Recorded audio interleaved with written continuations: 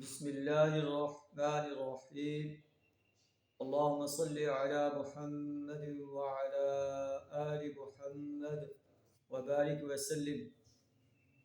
کتاب الاستسقاء کا ہم مطالعہ کر رہے ہیں صحیح بخاری شریف سے۔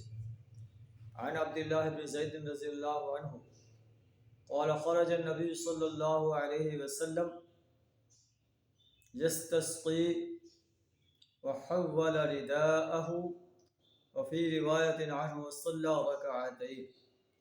حضرت عبداللہ بن زید رضی اللہ تعالیٰ عنہ بیان کرتے ہیں کہ نبی صلی اللہ علیہ وسلم نماز استسقاء کے لیے مدینہ سے باہر تشریف لے گئے، کھلے میدان کے اندر۔ وحول رداءه اور اپنی چادر کو پلٹ لیا، اور اسی حضرت عبداللہ بن زید سے روایت ہے وصلی رکعتین، اور 2 رکعت جو ہے نماز ادا کی۔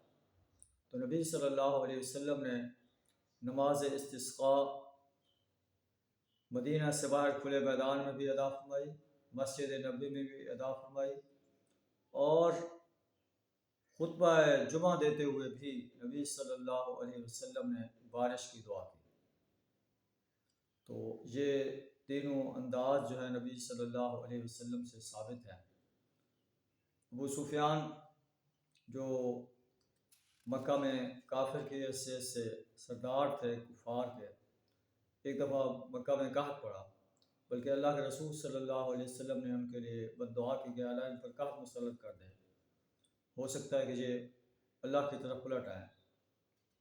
تو اتنا قحط پڑا کہ لوگ چمڑے کھانے پر مجبور ہو گئے، مردار کھانے پر مجبور ہو گئے۔ تو ابو سفیان جو اس وقت قریش کے سردار تھے، نبی صلی اللہ علیہ وسلم کی خدمت میں حاضر ہوئے اور آپ سے درخواست کی کہ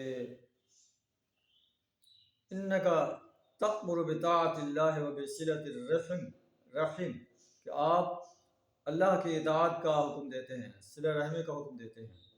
وَإِنَّ قَوْمَكَ قَدْ هَلَكُوا، اور آپ کی قوم جو ہے وہ ہلاک ہو گئی ہے۔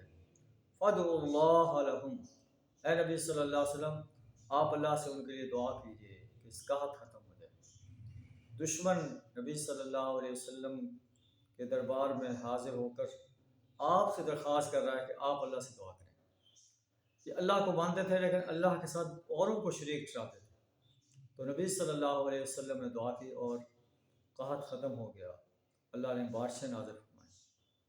تو اللہ سے دعا کریں، ہمیں بھی اپنی ہی ذات سے دعا مانگنے کی توفیق عطا فرمائے۔ آج کل سموگ کا جو ہے عروج ہے اور لوگ پریشان ہیں، سفر نہیں کر سکتے، لوگ بیماریوں میں مبتلا ہیں۔ اللہ ہمیں بھی اپنی ہی ذات سے بارش کے لیے دعائیں مانگنے کی توفیق عطا فرمائے۔